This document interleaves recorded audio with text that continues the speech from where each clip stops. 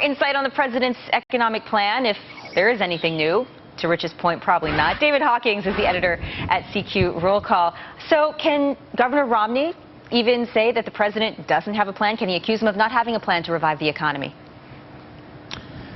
No, he can't accuse him of not having a plan. I think that's a bit of an overstatement. I think, as your report just said, this is old wine in new bottles, or old ideas on glossy paper.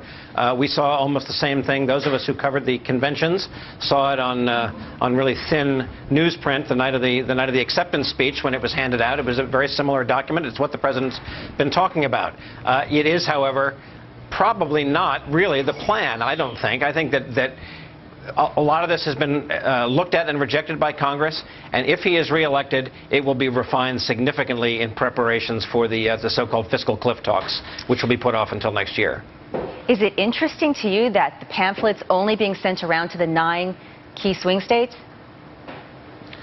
Well, there's a limit to how fast the presses can run. I mean, what that is a signal of to me is, and it's incredible for those of us like you and me, Lori, who've been thinking about this election for 18 months, 2 years now, is that there are probably a couple of 100,000 people. These are the undecideds. If you're an undecided in this race, it probably means you haven't tuned in yet.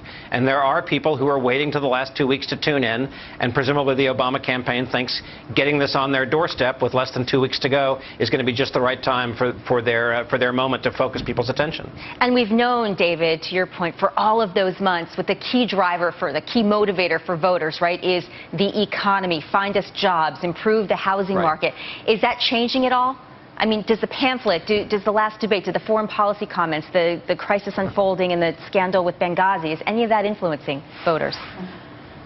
A tiny bit at the margins. It seems to be, moving 1 point here, 1 point there, a couple of points in Nevada, maybe, which we now think is sort of trending off that list of 9 and into the president's column. Maybe a little bit the other way in North Carolina, which we think is trending out of out of the toss-up column and into the Romney column, but really not much. I would say, if anything, and this is sort of not a new point, you probably had this on the air in the last couple of days, it was that discussion in the last debate about the auto bailout that is really what's important.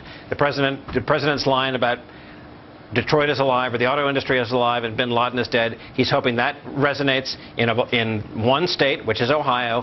Whoever wins Ohio is going to have a hard time losing the election. I can't let you go, David, without asking who you think is going to win. As you know, Rasmussen, they're all neck and neck. They're tied up. I think it's a national deadlock, as all the polls show. I think if you play the Electoral College map game, you have to give the edge to the president. If the election were held now, he would probably carry just enough of the states to get just over the 270 magic number of electoral votes. Okay, thanks. We'll see what happens. Just over. I appreciate your expertise. Thanks. Thank you, David.